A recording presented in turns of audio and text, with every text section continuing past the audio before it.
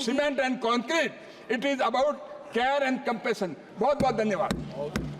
At the outset, I would like to thank you, Madam, for allowing me to put forth the YSR Congress Party views on the appropriation bill.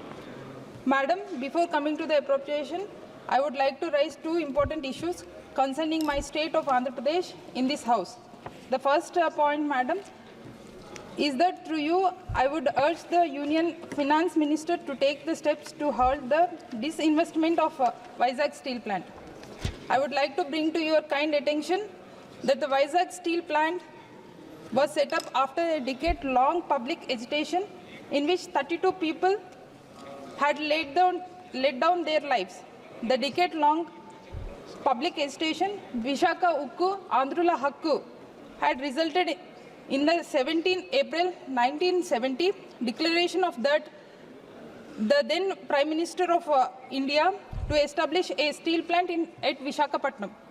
Madam, Rashtriya Ispat Nigam Limited, the corporate entity of Visakhapatnam Steel Plant, is a Navaratna company under the Ministry of Steel, Government of India, is the largest public sector industrial unit in the state, creating employment opportunities for the close to around 20,000 people directly and many other indirect employment opportunities in the city of Visakhapatnam. It is India's first shore-based integrated steel plant and the product of long steel products catering to the requirements of construction, infrastructure, manufacturing and automobile sectors. I would like to draw the House attention towards the fact that the plant had good performance between 2002 to 2015, earning profits with the positive net worth. The plant has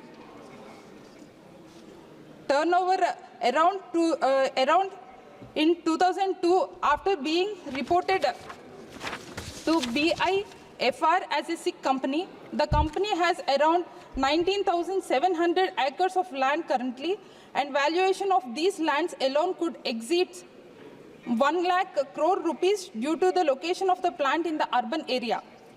RINL currently had a capacity of 7.3 million tons and has taken up the plant modernization and capacity expansion recently, which made the plant to borrow loans from banks to take up the expansion. Owing to unfavorable steel cycle globally, the company was making a losses since 2014-15 and was finding to difficulty to serve the debt.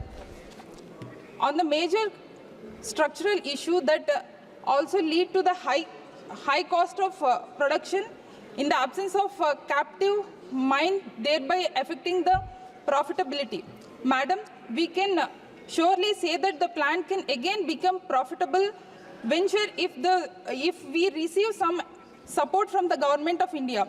I would like to urge the Honorable Finance Minister that instead of taking the disinvestment route, kindly handhold the Andhra Pradesh and support some measures like allotting captive iron ore mines to bring down and the input cost and swapping high cost debt to the low cost debt and converting debt into the equity through the equity conversion, and the measures could end the burden of the debt, serving and improving the financial sustainability to the plant.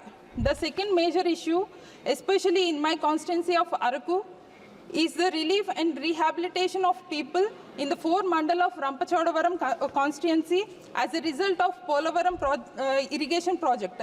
In Chintur and Etapaka, for the R&R, as on a date, a total of rupees 255.85 crores was spent.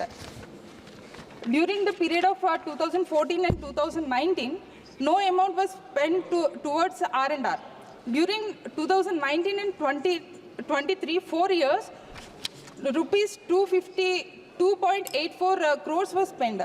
During the last 4 years, 255 times more expenditures was made towards the R&R. During 2014 and 2019, no PDFs were shifted. However, Madam, people who have displaced are still in receive their compensation. I urge the central government as well as the state government of Andhra Pradesh to ensure this timely disbursement of compensation package as well as providing students alternative areas for the rehabilitation, especially for my tribal community. And the tribal people have already sacrificed a lot. I once again urge both the central as well as the state government for the provision of spending compensation as the earliest of the project affected families.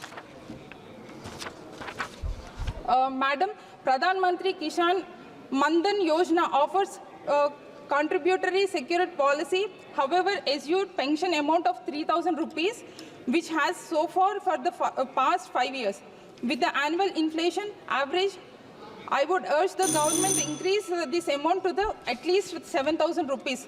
I hope Honorable Finance Minister take all these into an account of these suggestions and incorporate them. Thank you, Madam. माननीय सदस्य श्री सुधाकर सिंह जी।